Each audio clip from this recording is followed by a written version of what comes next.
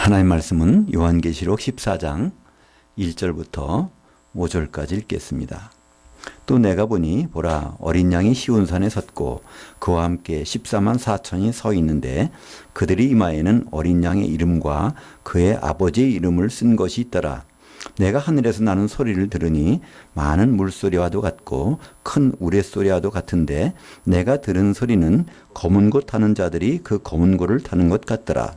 그들이 보좌 앞과 네 생물들과 장로들 앞에서 새 노래를 부르니 땅에서 속량함을 받은 14만 4천 밖에는 능히 이 노래를 배울 자가 없더라. 이 사람들은 여자들과 더불어 더럽히지 아니하고 순결한 자들이라. 어린 양이 어디로 인도하든지 따라가는 자들이며 사람들 가운데서 속량함을 받아 하나님과 어린 양에게 속한 첫 열매가 된 자들이니 그 입에 거짓말이 없고 흠이 없는 자들이더라. 오늘 말씀을 가지고 14만 4천과 예수께서 데리고 오실 사람들이란 제목으로 은혜를 나누겠습니다. 이 성경이 66권으로 되어 있는데요. 마지막 책이 요한계시록입니다. 거기 보면 결론이 나오는데요. 바로 예수님이 재림하신다는 말씀이죠. 세 번 나옵니다. 22장 7절과 12절과 20절에 내가 속히 오리라. 내가 속히 오리라. 진실로 내가 속히 오리라. 그것이 사실 성경의 결론입니다. 그렇다면 우리는 그분이 오실 때 어떻게 그분을 맞을 수 있을 것인가. 그것이 신앙의 본질이고 핵심이라고 볼 수 있죠. 데살로니가전서 4장 16절과 17절에 보면 예수님이 오실 때 그때 무덤에서 죽은 성도들이 일어나서 공중으로 올라가고 살아있던 성도들은 뒤따라서 공중에 가서 그분과 영원히 같이 있다고 이렇게 기록되어 있습니다. 근데 데살로니가전서 3장 13절과 4장 14절에 보면 예수님이 오실 때 데리고 오시는 성도들이 있다는 것입니다. 근데 그 하늘에 예수님 지금 하늘에 계신데 거기서 데리고 오시는 성도들이 있다고 하니까 좀 신기하지 않습니까? 왜냐하면 지금 하늘에는 사람은 없거든요. 아무도 없습니다. 사람들이 죽어서 소천한다 해서 하늘로 가신다 그러는데 그렇지 않죠. 무덤으로 들어가고 주님 오실 때 이제 무덤에서 부활해서 주님 맞게 되는데 하늘에는 같은 사람이 없단 말이죠.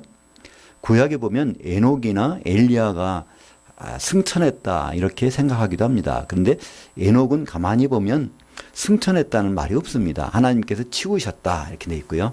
엘리야는 하늘 승천했다고 기록되어 있지만 그때 하늘 그것은 샤마임입니다. 샤메라는 단수가 아니라 샤마임이라는 쌍수의 곳으로 이게 하나님이 옮겼다 이렇게 말했기 때문에 정말 예수님이 지금 가 계신 그곳에는 사람은 없죠. 천사들은 있겠지만 예수님도 직접 말씀하셨습니다. 요한복음 3장 13절에 하늘에서 내려온 자 곧 인자 외에는 하늘에 올라간 자가 없느니라. 그러니까 예수님이 이 말을 하실 때는 그죠? 에녹도 엘리야도 거기에 없다는 말이 아닙니까? 그러면 하늘에서 예수님이 재림 때 데리고 오시는 사람들은 누굴까요? 오늘 본문 1절에 보니까 또 내가 보니 보라 어린 양이 시온산에 섰는데 그와 함께 14만 4천 명이 서 있다는 겁니다. 이 시온산이라는 것은 뒤에 아시겠지만 하나님의 보좌가 있는 산, 그러니까 이 셋째 하늘에 있는 산을 시온산이라고, 셋째 하늘을 시온산이라고 그러는데 거기에 14만 4천 명의 사람들이 있다는 겁니다. 그럼 도대체 그 사람들은 누굴까요? 우리 이제 성경에 관해서 이렇게 관심이 많은 분들은 14만 4천이라는 얘기를 많이 들으셨을 것입니다. 그 14만 4천은 요한계시록 7장에 처음 나옵니다. 보통 14만 4천에 대해서 전통적으로는 이렇게 얘기하죠. 이스라엘은 구약에 12지파가 있고 신약에 12사도가 있으니까 12 곱하기 12면은 144. 그 다음에 1000이라는 것은 큰 수를 나타내기 때문에 144 곱하기 1000에서 이것은 신구약의 모든 구원받은 성도들을 상징하는 수다. 이렇게 전통적으로 얘기를 합니다. 근데 그것은 성경적 근거가 없습니다. 사람의 생각이죠. 요한계시록에서 처음으로 나오는 14만 4천은 성경에 분명히 설명이 나옵니다. 이스라엘의 12지파 중에서 각 지파마다 뽑은 사람이 12,000명이고 12지파니까 합하면 14만 4천이다. 그래서 분명히 12,000명씩을 뽑아서 12지파를 뽑은 건데 112 곱하기 12 곱하기 140, 1000 이거는 전혀 근거가 없는 얘기죠. 근데 그러면 거기서 이스라엘 12지파라고 그러는데 이스라엘이라는 것이 누구일까요?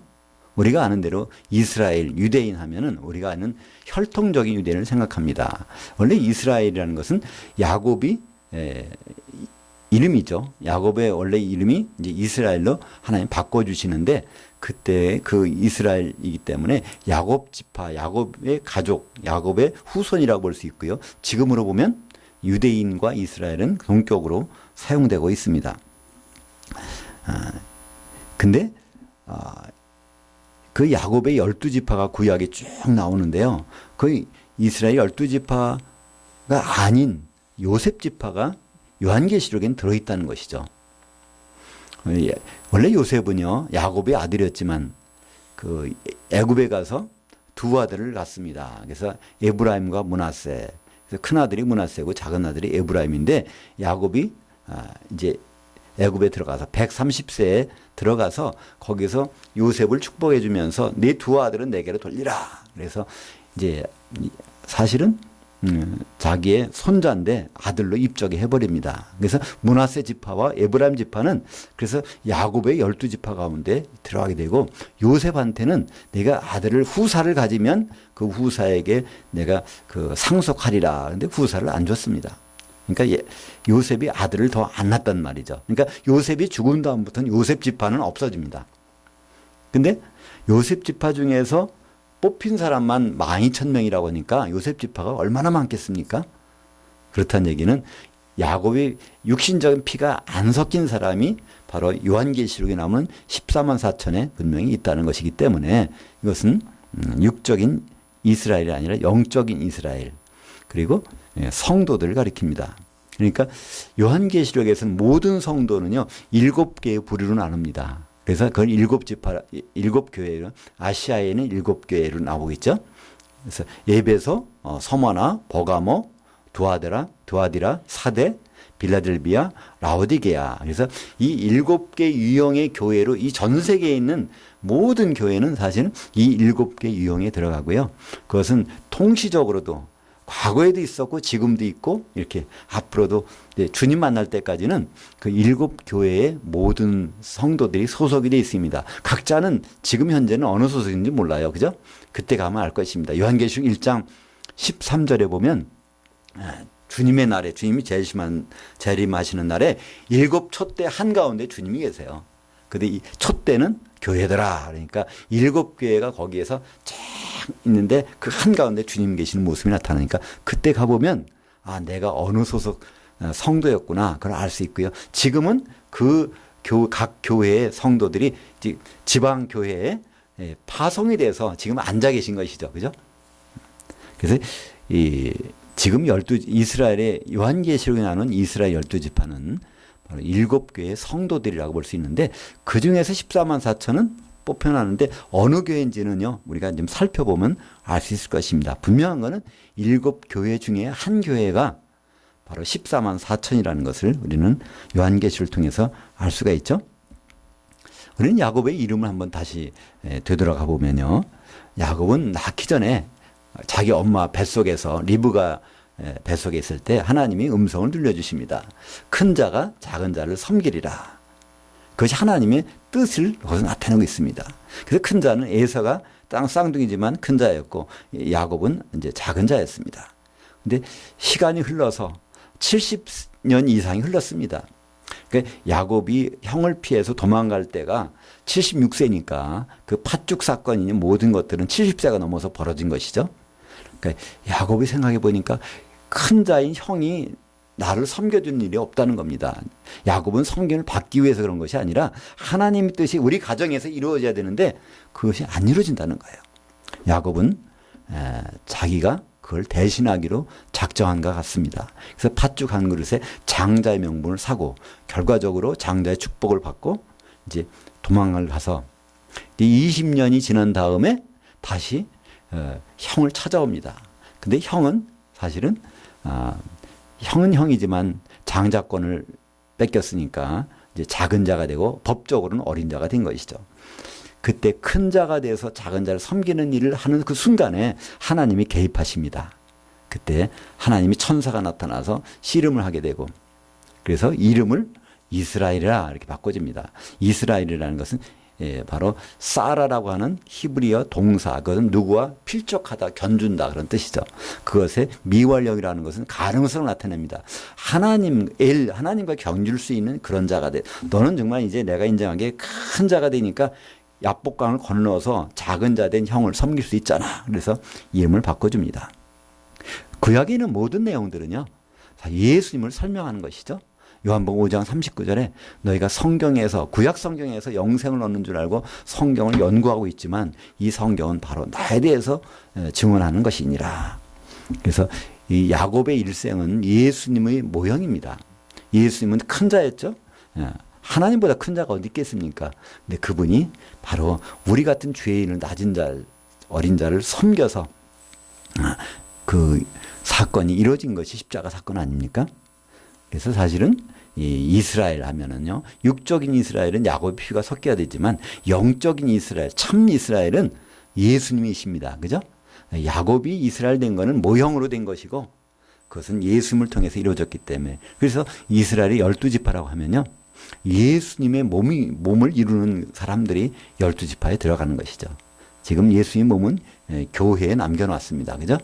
바로 교회는 그리스도의 몸이니, 그래서 우리는 몸의 지체들이 되는 것이죠. 그래서 우리가 교회의 일원이 되고 지체가 되고 그것이 한 몸을 이룰 수 있다면 실제적인 이스라엘이 되는 것이고, 그 이스라엘이 12지파가 나눠져서 거기서 뽑힌 사람들이 지금 14만 4천이라는 것이죠.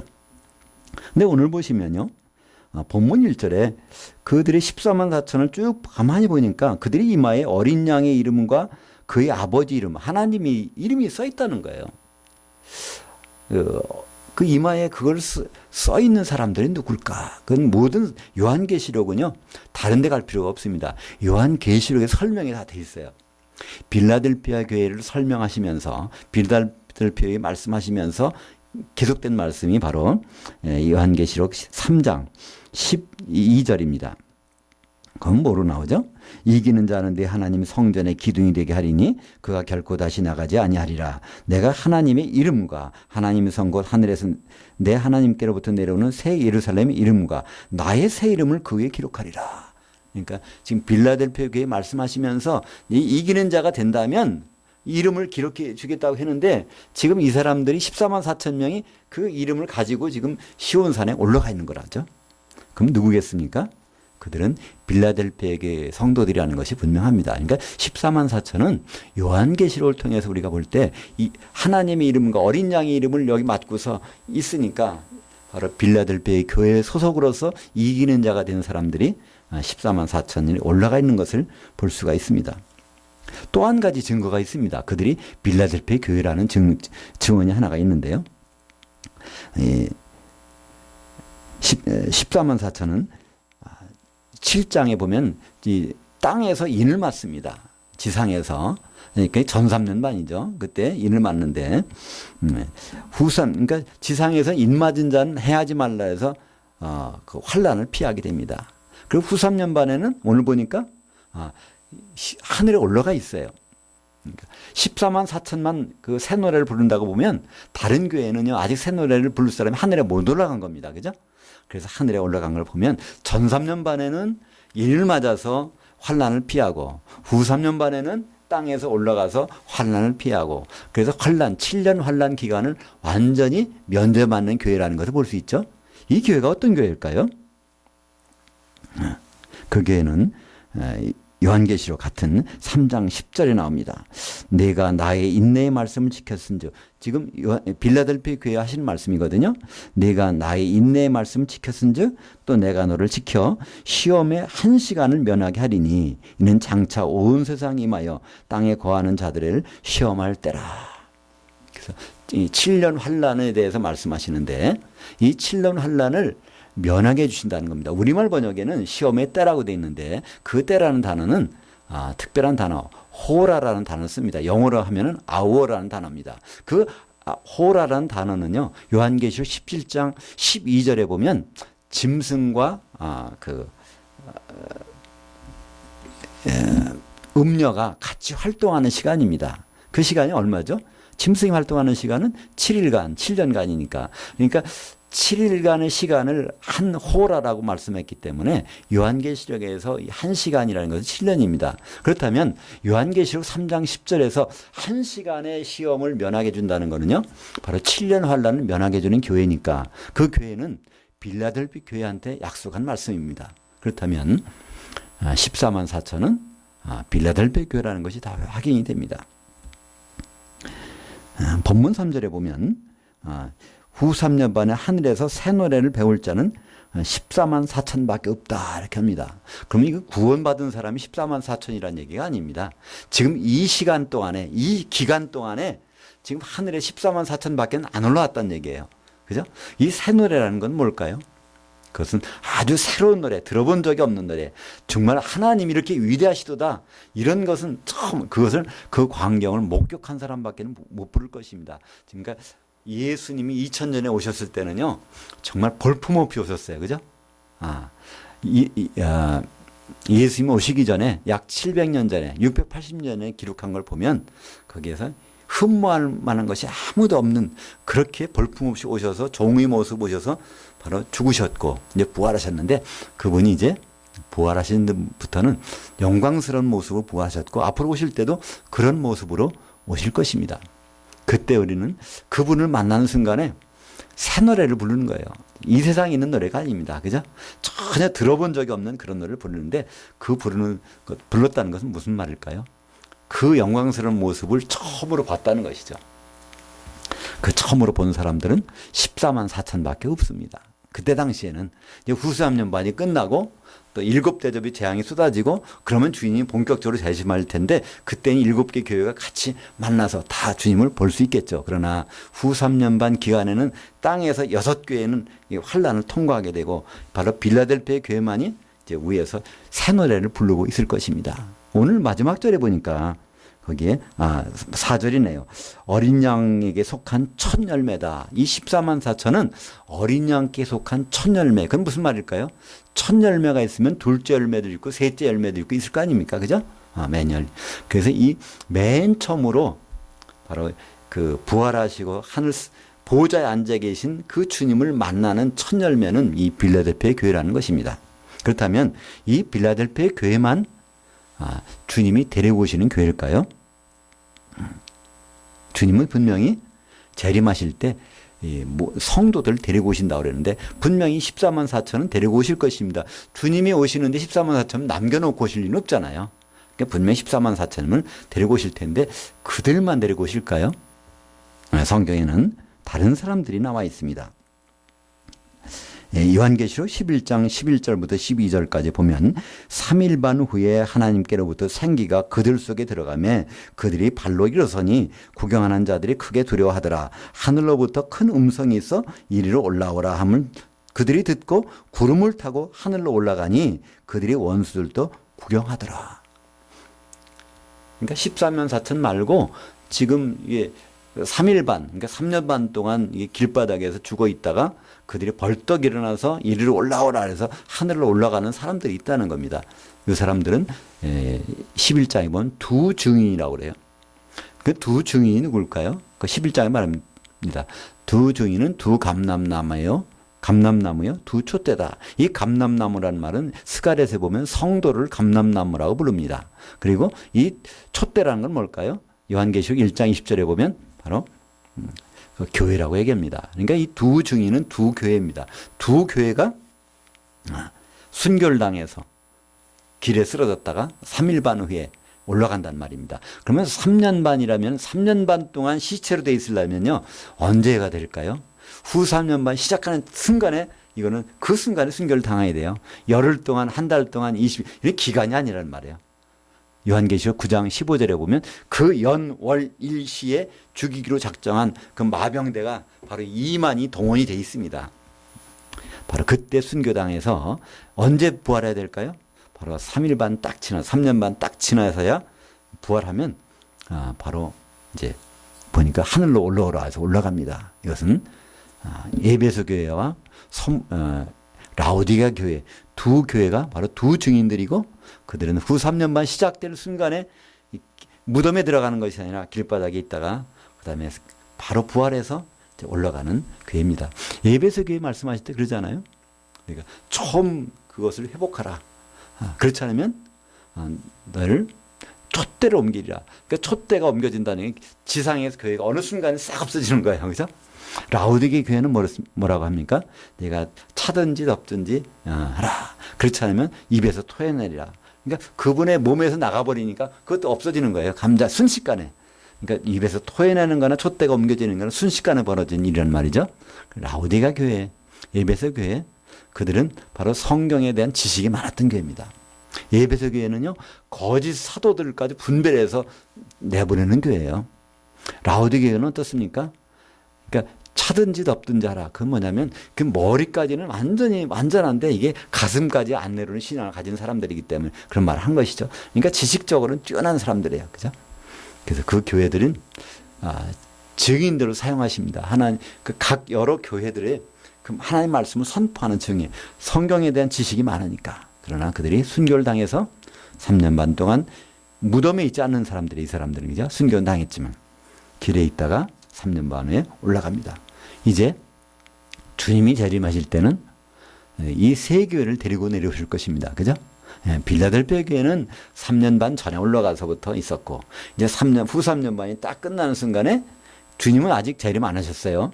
그때 길에 있던 성도들이 이제 벌떡 일어나서 승천에 올라가 있고 그 다음에 이제 7 대접의 재앙이 쏟아지면서 주님은 마지막 나팔에 이제 오실 것입니다. 요한계시록 7장 9절에 보면은 세일 수 없는 큰 무리가 나옵니다. 요한계시록 7장에는 전반부에는 14만 4천이 나오고요. 전 3년 반 동안 인 맞는 사람들에 대해서 나오고요. 이제 후반부에 가보면 세일 수 없는 큰 무리인데 그들은 언제 나오는 거죠? 저들은 바로 환란을 통과하고 나오는 자들이다. 그러니까 후 3년 반이 지난 다음에 그 다음에 주님이 오실 때 거기 흰 옷을 입고 나오니까 주님이 오실 때 거기 서는 사람들입니다. 그러니까 이 요한계시록 7장에 나오는 셀 수 없는 무리, 그러니까 이건 14만 4천을 포함하는 모든 교회들이죠. 흰 옷을 입었으니까 그들이 이기는 자입니다. 이기는 자에게는 흰 옷을 입게 해준다고 했으니까, 그죠? 이제 요한계시록 7장에 나오는 그들은 14만 4천과 에베소 교회하고 라오디게아 교회라는 그 두 증인 교회와 그들뿐 아니라 이제 무덤에서 살아난 교회, 그다음에 이 지상에서 살고 있다가 회개해서 다시 올라가는 교회, 이 모든 교회가 합한 것이 셀 수 없는 큰 무리인 바로 7 교회라는 것을 알 수 있습니다. 왜냐하면요, 그들 위에다가 하나님이 장막을 펼치신다는 거예요. 그들을 성전의 기둥으로 삼으신다는 거예요. 그죠? 이기는 자에게는 성전의 기둥되게 하신다는 것이죠. 그러니까 성경에 보면 새 예루살렘에는 하나님이 장막에 들어오는 하나님 백성이 있고요. 요한계시록 21장 3절에 보면 하나님 백성들이 백보자 심판에서 거기서 구원받아 가지고 생명책에 이름이 있어서 하나님 백성들이 하나님 장막에 들어옵니다. 근데 하나님의 장막은 언제 쳐집니까? 요한계시록 7장에 보면 거기에 흰 옷을 입은 무리들 위에다가 장막을 쫙 펼치시는데 이들이 바로 7개의 교회라는 것을 우리는 알 수 있죠. 사랑하는 여러분, 14만 4천은 주님을 만나는 첫 열매입니다. 주님은 재림하시는데 지금 하늘 보좌에 계세요. 그런데 지금 거기에는 사람은 아무도 없습니다. 그러나 거기에 올라갈 성도도 있다는 거예요. 전 3년 반에 인맞은 14만 4천. 후 3년 반에는 그들은 이 세상에 벌어질 42달의 재앙을 피해야 되니까 하늘로 올려주시는 그들이 있습니다. 그래서 그들은 예수님을 처음으로 만나는 첫 열매입니다. 3년 반이 딱 지나면 두 교회가 또 올라가죠. 두 중인 교회가 또 올라가서 그들이 이제 둘째 열매가 될 것입니다. 그러면 7 대접의 재앙이 이제 쏟아진 다음에 마지막 재앙은 공중에서 바로 이 마귀가 권세 잡고 있는 그 공중이 바로 예식장이 되는 것이죠. 거기 쏟아버립니다. 그때 주님은 오시는데 무덤에서 이제 두 교회, 서머나 교회하고 버가모 교회가 순교당했다가 무덤에서 올라가고 두아델의 교회하고 사대 교회는 회개하고서 바로 뒤따라서 올라가는 것이죠. 그래서 주님께는 첫 열매만 중요한 것은 아닙니다. 우리는 요한계시록을 이렇게 같이 다루다 보면 어떤 분은 그래요. 나는 빌라델피아 교회의 성도가 됐으면 좋겠습니다. 그러나 그것만이 좋은 건 아니에요. 똑같아요. 그죠? 나중에 보면요. 기둥이 이쪽에 있건 저쪽에 있건 기둥은 똑같이 기둥입니다. 그죠? 먼저 기둥됐다고 특별한 기둥은 아닙니다. 7개 교회는 운명만 다르지 마지막에 주님과 같이 있을 때는 똑같다는 거예요.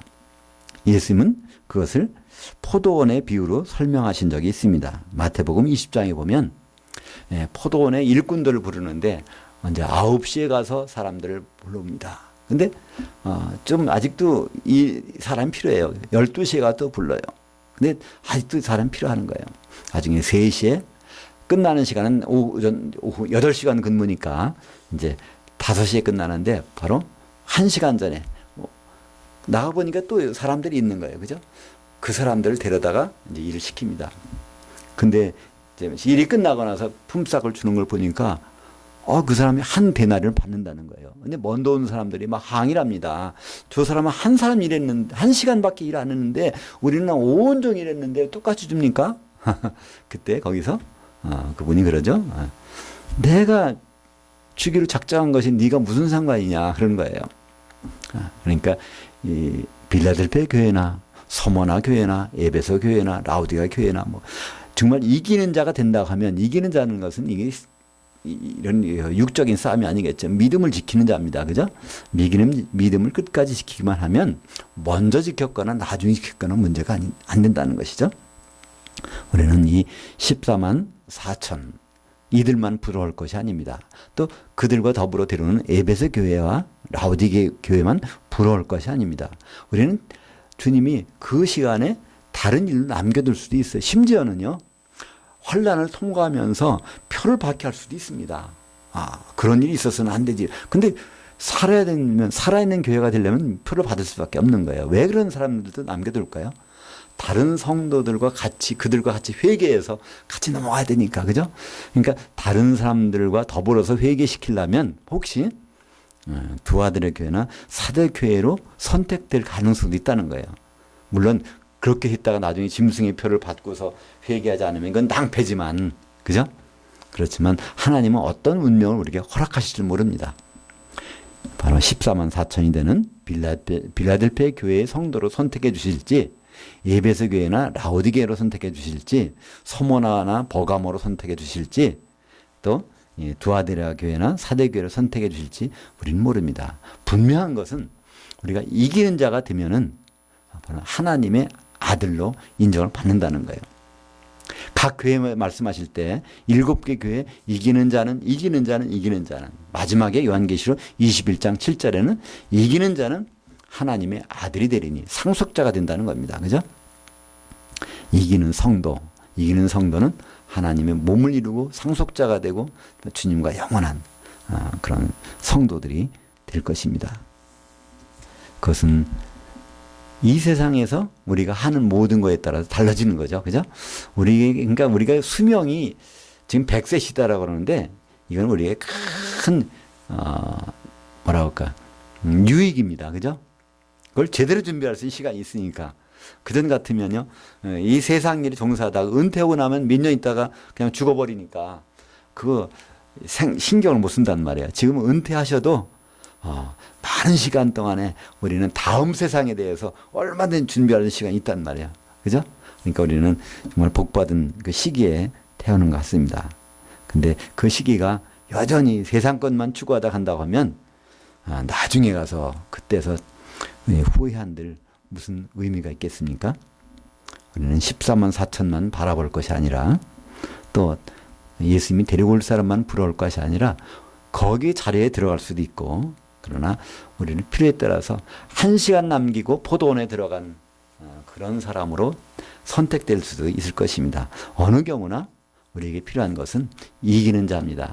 이긴 자가 아니라 이기는 자. 그거는 현재 진행형입니다. 호니콘 이거는 이기고 있는 자. 지금도 이긴다. 그러니까 이기는 자라는 말은요. 성경에 9번 나옵니다. 많이 나올 것 같지만요. 그 중에서 데피니션 정의가 나온 것은 요한계시록 5장 5절에 나옵니다. 이기는 자는 세상을 이기는 자가 누구뇨?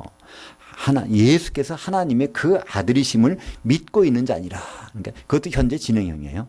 예수님이 누구라고요? 예수님이 독생자로 오셨다가 마다들로 부활했던 그 사실을 그거를 믿음을 유지하고 있는 자가 이기는 자라는 거죠. 어떤 상황에서든지 그런 자가 된다고 하면 우리는 7개 교회 중에서 어떤 교회의 운명을 타고난다고 해도 그 자리에 가서는 똑같이 하나님을 섬길 수 있을 것입니다. 기도하겠습니다. 하나님 아버지.